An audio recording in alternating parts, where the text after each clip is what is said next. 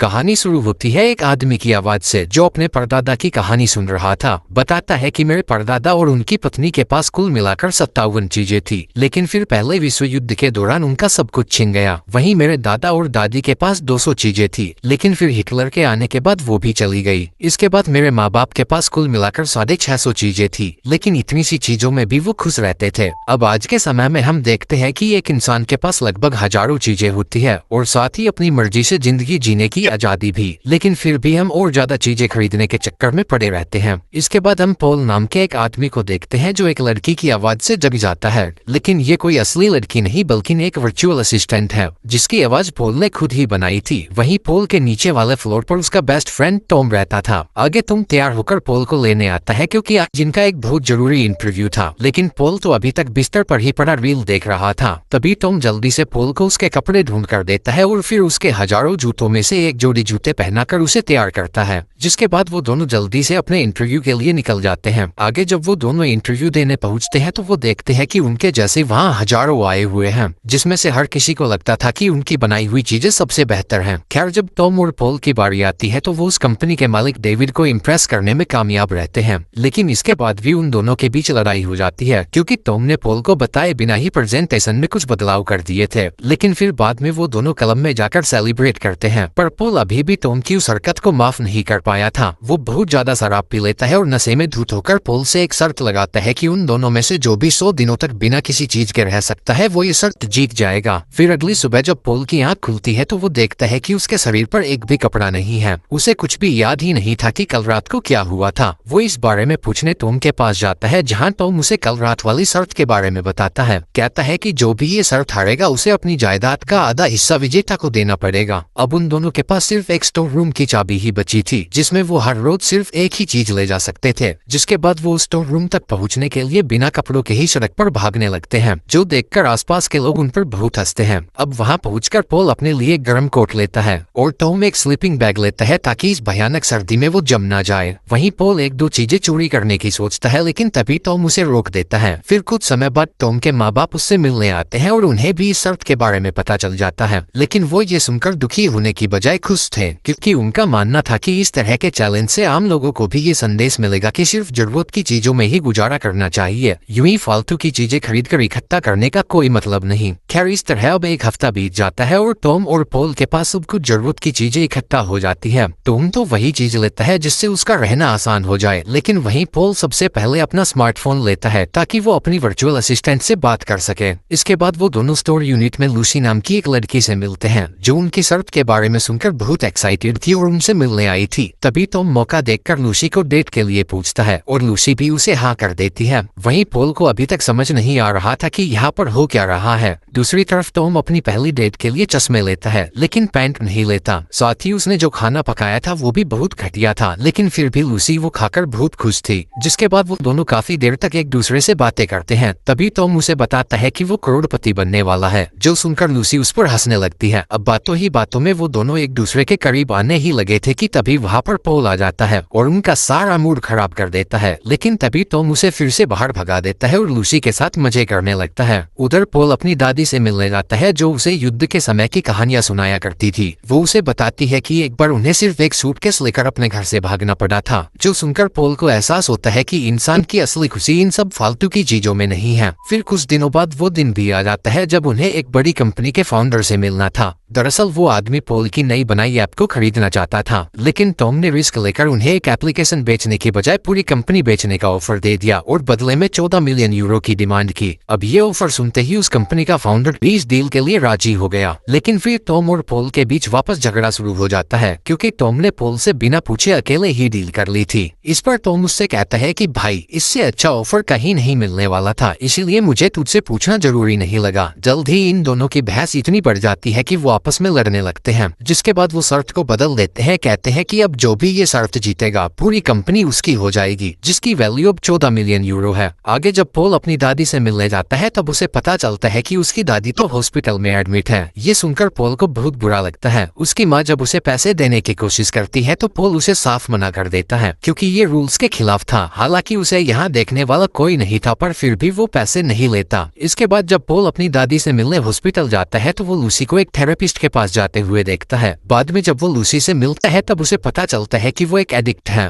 दरअसल उसे किसी नशे की एडिक्शन नहीं बल्कि लगातार बिना काम की चीजें खरीदने की एडिक्शन है। आगे पॉल वापस आकर चुपके से कूड़ेदान से डिनर के लिए कुछ सेब निकाल लेता है, पर तभी अचानक से उसे चारों तरफ बहुत सारी लग्जरी कारें खड़ी हुई दिखाई देती है। इनमें से एक गाड़ी से उस बड़ी सी कंपनी का फाउंडर बाहर आता है जो उसकी बनाई ऐप को खरीदना चाहता था। वो पॉल से कहता है कि मुझे तुमसे डायरेक्ट डील करनी है ताकि तुम्हें अपना प्रॉफिट किसी से भी बांटना ना पड़े। जो कहकर वो उसे एक चेक देता है और वहां से जाने लगता है। लेकिन पॉल को पता नहीं क्यों कुछ तो अजीब सा लग रहा था। वो उससे पूछता है कि तुम ये ऐप क्यों खरीदना चाहते हो, जिस पर फाउंडर उसे बताता है कि मैं इस ऐप की मदद से आम लोगों को ऐसी चीजें खरीदने पर मजबूर कर सकता हूँ जिनकी उन्हें कोई भी जरूरत नहीं है, लेकिन उन्हें तब भी यही लगेगा कि उन्होंने सब कुछ अपनी मर्जी से ही खरीदा है। दरअसल वो ऐप हर इंसान के हिसाब से बार बार उन्हें चीजें दिखाकर ऐसा महसूस करवाएगी कि ये बहुत जरूरी चीजें हैं। इसके बाद जब पॉल और टॉम स्टोर रूम पर पहुंचते हैं तो वहाँ ताला लगा हुआ था। उन्हें पता चलता है कि ये स्टोर रूम लूसी का है और उस पर लाखों यूरो का कर्जा है। टॉम को लगता है कि ये सब पॉल की वजह से हुआ है, जिसके बाद उन दोनों में फिर से झगड़ा शुरू हो जाता है। दरअसल जब से ये शर्त शुरू हुई थी ना तब से उन दोनों में लड़ाइयाँ बढ़ती जा रही थी। पॉल को याद आता है कि उसके फोन में लूसी का नंबर है जिससे वो उसे कॉल कर सकता है, लेकिन इससे टॉम को और भी ज्यादा गुस्सा आ जाता है क्योंकि उसे लग रहा था कि ये सब पॉल जानबूझकर कर रहा है ताकि टॉम पॉल का फोन यूज करे और शर्त हार जाए। वहीं पॉल इन रोज रोज की लड़ाइयों से तंग आ चुका था, इसीलिए वो वापस घर जाने का फैसला करता है। लेकिन जैसे ही वो घर पहुंचता है उसे सीढ़ियों पर उसकी माँ बैठी हुई दिखाई देती है। उनका चेहरा देखकर ही पॉल समझ जाता है कि दादी जा चुकी है। उधर टॉम लूसी को ढूंढते ढूंढते उसके घर पहुंच जाता है। वो लूसी को बताता है कि तुम्हारे स्टोर पर ताला लगा दिया है। ये सुनकर लूसी हंसने लगती है और उससे कहती है कि वो उन लोगों से बचकर भागते भागते थक चुकी थी, इसीलिए उसने खुद ही अपना स्टोर रूम उनको दे दिया। साथ ही डॉक्टर ने उसे बीमार घोषित कर दिया है और अब हर समय एक आदमी उसके साथ रहता है। तभी टॉम कहता है कि मैं यहाँ तुम्हें ये बताने आया हूँ कि मैं शर्त जीत चुका हूँ और अब मैं तुम्हारा कर्जा चुका दूंगा। इसके बाद टॉम अपने घर वापस आता है तो वो देखता है कि पॉल ने उसकी सारी चीजें लुटा दी हैं, लेकिन किसी ने भी पॉल को यहाँ आते जाते नहीं देखा था। अब टॉम पॉल के माँ बाप से उसके बारे में पूछने जाता है, तब उसका बाप उसे बताता है कि शायद वो कहीं चला गया है। साथ ही उसे पॉल की दादी की मौत के बारे में भी पता चलता है, जिसके बाद टॉम तुरंत ही पॉल को ढूंढते हुए कैलिफोर्निया पहुंच जाता है। वहीं दूसरी तरफ हम देखते हैं कि पॉल एक नदी के किनारे रहने लगा था। फिर जब टॉम उसके पास आया तो वो हैरान रह गया क्योंकि उसने कभी सोचा नहीं था कि कोई उसे ढूंढता हुआ यहाँ तक भी आ सकता है। आगे वो दोनों अपने झगड़ों के बारे में खुलकर बातें करते हैं और एक दूसरे के साथ जो भी मनमुटाव थे उन्हें खत्म कर देते हैं। इसके बाद वो दोनों टॉम की शर्त जीतने वाली पार्टी में पहुंचते हैं, लेकिन तभी टॉम ऐलान करता है कि मैं भी ये शर्त नहीं जीता हूँ क्योंकि मैंने भी 100 दिन पूरे नहीं किए, इसीलिए अब दोनों को बराबर पैसे मिलेंगे। आगे वो दोनों एक नया प्रोजेक्ट शुरू करने के बारे में बात करते हैं, पर तभी उन्हें खबर मिलती है कि उस बड़ी कंपनी के फाउंडर ने उनकी ऐप को अपने कब्जे में कर लिया है, जिसके साथ ही उसने पॉल और टॉम को पैसे देने से भी मना कर दिया था क्योंकि शर्त के मुताबिक उन लोगों को कम से कम चीजों में गुजारा करना था, वो भी पूरे 100 दिनों तक। इसीलिए वो उनको पैसे देकर अपने मकसद से हटाना नहीं चाहता था। अब क्योंकि सब कुछ खत्म हो चुका था तो टॉम और पॉल ने अपना बचा कुचा सारा सामान अपने साथियों में बांट दिया। दूसरी तरफ जब लूसी अपने घर से बाहर निकलती है तो उसे वहाँ एक डेस्क पर लैंप दिखाई देता है। आगे कुछ और सामान भी पड़ा हुआ था जिसका पीछा करते करते वो एक जंगल में पहुंच जाती है जहाँ टॉम बिना कपड़ों के उसका इंतजार कर रहा था। वो लूसी से कहता है कि मैं तुम्हें तुम्हारी बीमारी के साथ भी अपनाने के लिए तैयार हूँ क्योंकि मैं खुद भी कोई परफेक्ट इंसान नहीं हूँ और अब तो मेरे पास पैसे भी नहीं हैं। आगे वो लोग सिर्फ अपना जरूरत का सामान इकट्ठा करते हैं और ये शहर छोड़कर कहीं दूर चले जाते हैं। दरअसल वो लोग ये जान चुके थे कि उनके पास जो कुछ भी है वो जिंदगी में खुश रहने के लिए काफी है। जब वो लोग एक समुद्र के किनारे बैठकर बातें कर रहे होते हैं तभी पॉल कहता है कि वो फाउंडर ज्यादा समय तक हमारी एप्लीकेशन का गलत इस्तेमाल नहीं कर पाएगा क्योंकि पॉल ने उस ऐप को इस तरह से प्रोग्राम किया था कि कुछ समय बाद वो ऐप अपने यूजर्स को खुद ही बता देगी कि वो उनके डाटा का गलत इस्तेमाल कर रही है, जिससे लोग भी समझ जाएंगे कि ये सब चीजें खरीदना फालतू है। और तभी पॉल के फोन पर एक मैसेज आता है कि उस ऐप ने अपना काम करना शुरू भी कर दिया है। धन्यवाद।